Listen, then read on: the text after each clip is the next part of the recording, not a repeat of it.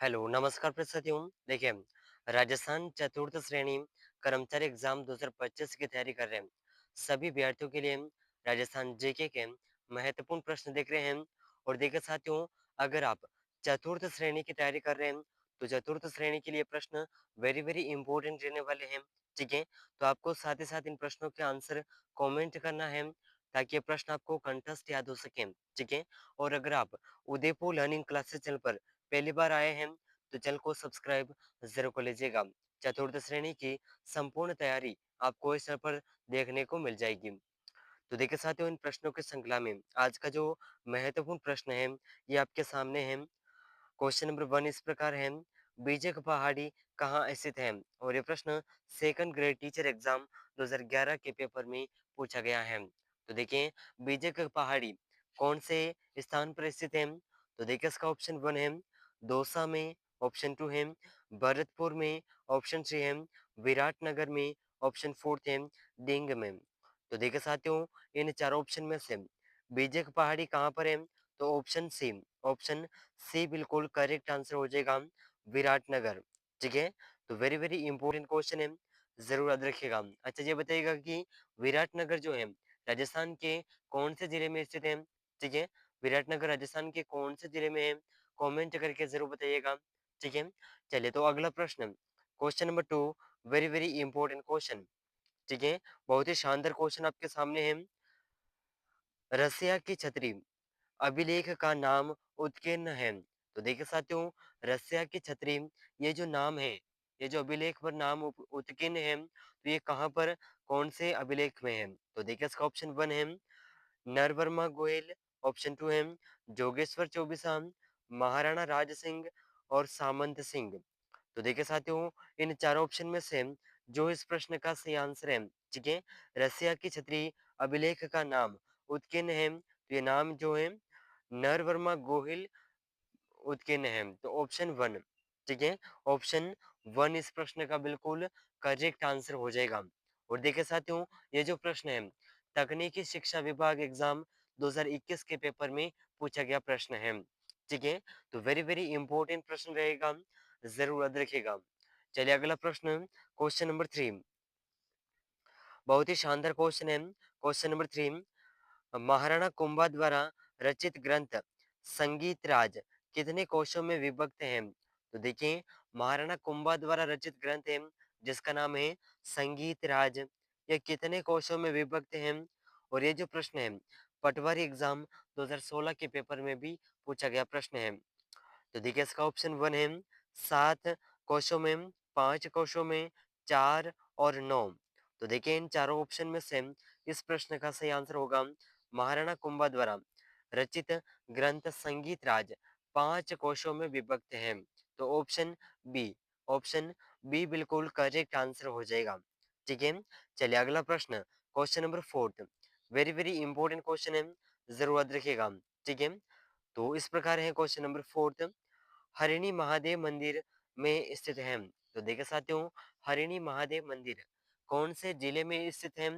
तो देखिए, इसका ऑप्शन 1 है भीलवाड़ा जिला, ऑप्शन 2 है चूरू जिला, ऑप्शन 3 है बांसवाड़ा जिला, ऑप्शन 4 है सीकर जिला। तो देखिए साथियों, इन चारों ऑप्शन में से हरिणी महादेव मंदिर कहाँ पर स्थित है? तो इसका सही आंसर होगा ऑप्शन 1, ठीक है, भीलवाड़ा जिले में। और ये प्रश्न राजस्थान पुलिस कांस्टेबल एग्जाम 2020 के पेपर में पूछा गया प्रश्न है। ठीक है, तो वेरी वेरी इंपॉर्टेंट क्वेश्चन है, इसे जरूर याद रखिएगा। चलिए साथियों, अगला प्रश्न, क्वेश्चन नंबर 5, बहुत ही शानदार क्वेश्चन है और ये प्रश्न बहुत ही महत्वपूर्ण रहेगा। ठीक है, और देखिए, अब तक जो एग्जाम हुए हैं उनमें बार बार पूछा जाने वाला प्रश्न है। ठीक है, राजस्थान का मामा भांजा मंदिर स्थित है। तो देखिए साथियों, राजस्थान का मामा भांजा मंदिर ये राजस्थान के कौन से जिले में स्थित है? ठीक है, तो देखिए, इसका ऑप्शन 1 है बांसवाड़ा जिले में, ऑप्शन 2 है डूंगरपुर जिले में, ऑप्शन 3 है धवनपुरी, ऑप्शन 4 है सिरोही। तो देखिए साथियों, राजस्थान का मामा भांजा मंदिर ये जो जिस जिले में स्थित है, ठीक है, तो option B Dungarpur, option B बिल्कुल करेक्ट आंसर हो जाएगा। ठीक है, जरूर याद रखिएगा, बहुत ही वेरी वेरी इंपॉर्टेंट क्वेश्चन है।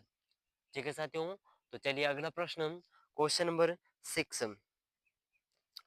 तो देखिए क्वेश्चन नंबर 6 आपके सामने है। पशु पक्षियों को किस चित्रण शैली में विशेष स्थान मिला है? और ये प्रश्न जेईएन एग्जाम 2020 के पेपर में पूछा गया है। तो देखिए पशु पक्षियों को कौन सी चित्रण शैली में विशेष स्थान मिला है? तो इसका ऑप्शन 1 है नाथद्वारा शैली, ऑप्शन 2 है बूंदी शैली, ऑप्शन 3 है किशनगढ़ शैली, ऑप्शन 4 है अलवर शैली। तो देखिए साथियों इन चारों ऑप्शन में से सही आंसर होगा पशु पक्षियों को जिस चित्रण शैली में विशेष स्थान मिला है तो ये शैली है बूंदी शैली, ऑप्शन बी। ऑप्शन बी बिल्कुल करेक्ट आंसर हो जाएगा। ठीक है साथियों, वेरी वेरी इंपॉर्टेंट क्वेश्चन है, जरूर याद रखिएगा।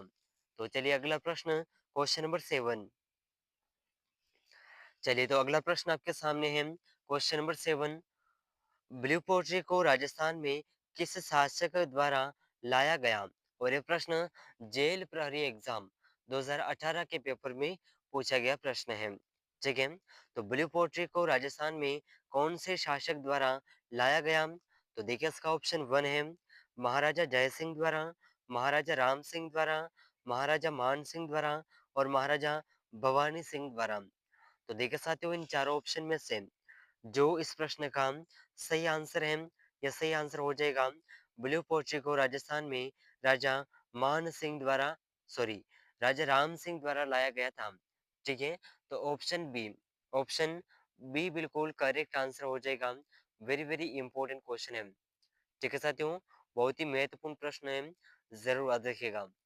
और देखिए इस क्लास के अंदर हम जो क्वेश्चन कवर कर रहे हैं इनकी पीडीएफ आपको व्हाट्सएप ग्रुप पर मिल जाएगी। तो डिस्क्रिप्शन में लिंक है, व्हाट्सएप ग्रुप ज्वाइन कर लीजिएगा। ठीक है, तो चलिए अगला प्रश्न है क्वेश्चन नंबर 8। तो देखिए साथियों क्वेश्चन नंबर 8 आपके सामने है। बहुत ही शानदार क्वेश्चन और बहुत ही महत्वपूर्ण प्रश्न है, इसे जरूर याद रखिएगा। तो प्रश्न इस प्रकार है, तारपी वाद्य यंत्र का प्रयोग मुख्यतः किस जाति के द्वारा किया जाता है? तो देखिए साथियों तारपी वाद्य यंत्र इसका जो प्रयोग है कौन सी जाति के द्वारा किया जाता है? तो देखिए इसका ये जो प्रश्न है तकनीकी शिक्षा विभाग एग्जाम 2021 के पेपर में पूछा गया प्रश्न है। ठीक है, तो वेरी वेरी इंपॉर्टेंट क्वेश्चन है, जरूर याद रखिएगा। तो देखिए साथियों इसका ऑप्शन 1 है कथोड़िया जनजाति, मांगणियारो जनजाति, नटों और जोगनियों जोगियों। तो देखिए साथियों इन चारों ऑप्शन में से तारपी वाद्य यंत्र का जो प्रयोग है ये कथोड़ियों द्वारा किया जाता है। ठीक है, तो ऑप्शन 1 इस प्रश्न का बिल्कुल करेक्ट आंसर हो जाएगा। ठीक है साथियों, तो चलिए अगला प्रश्न, क्वेश्चन नंबर 9। तो देखिए क्वेश्चन नंबर 9 आपके सामने है। बहुत ही शानदार क्वेश्चन है। बिंदुरी कहाँ का प्रमुख लोक नृत्य है? तो देखिए बिंदुरी कहाँ का प्रमुख लोक नृत्य है? तो ऑप्शन 1 है किशनगढ़, ऑप्शन 2 है जयपुर, ऑप्शन 3 है जोधपुर, ऑप्शन 4 है झालावाड़। तो देखिए साथियों बिंदुरी जहाँ का प्रसिद्ध लोक नृत्य है, प्रमुख लोक नृत्य है, तो इसका सही आंसर होगा ऑप्शन 4 झालावाड़। ठीक है, तो ऑप्शन 4 इस प्रश्न का बिल्कुल करेक्ट आंसर हो जाएगा। तो चलिए अगला प्रश्न, क्वेश्चन नंबर 10। तो देखिए क्वेश्चन नंबर 10 आपके सामने है। रम्मत नामक नाट्य किस क्षेत्र से संबंधित है? तो देखिए रम्मत नामक नाट्य जो है कौन से क्षेत्र से संबंधित है? तो देखिए इसका ऑप्शन 1 है भरतपुर क्षेत्र, मेवाड़ क्षेत्र, बीकानेर क्षेत्र, धौलपुर व करौली क्षेत्र।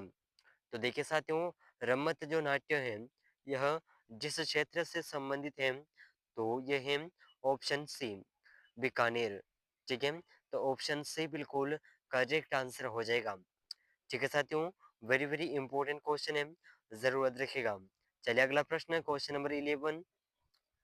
तो देखिए क्वेश्चन नंबर 11 आपके सामने है। देवेंद्र झाझड़िया का संबंध निम्नलिखित में से किस खेल से है? और ये प्रश्न राजस्थान पुलिस कांस्टेबल एग्जाम 2020 के पेपर में पूछा गया प्रश्न है। ठीक है, तो देवेंद्र झाझड़िया का जो संबंध है कौन से खेल से है? तो ऑप्शन 1 के अंदर है कबड्डी, ऑप्शन 2 में बॉक्सिंग, ऑप्शन 3 भाला फेंक प्रतियोगिता, ऑप्शन 4 है शतरंज। तो देखिए इस प्रश्न का जो सही आंसर है देवेंद्र झाझड़िया का जो संबंध है ये भाला फेंक प्रतियोगिता से है। ठीक है, तो ऑप्शन सी बिल्कुल करेक्ट आंसर हो जाएगा। ठीक है साथियों, चलिए अगला प्रश्न, क्वेश्चन नंबर 12।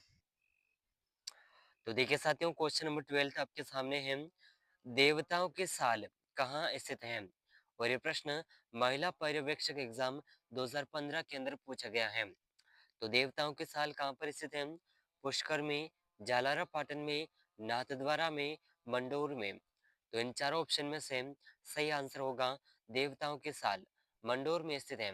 ठीक है, ऑप्शन फोर्थ, ऑप्शन डी बिल्कुल करेक्ट आंसर हो जाएगा। ठीक है साथियों, चलिए तो अगला प्रश्न, very very important question, question number 13। तो देखिए साथियों, बहुत ही शानदार क्वेश्चन है।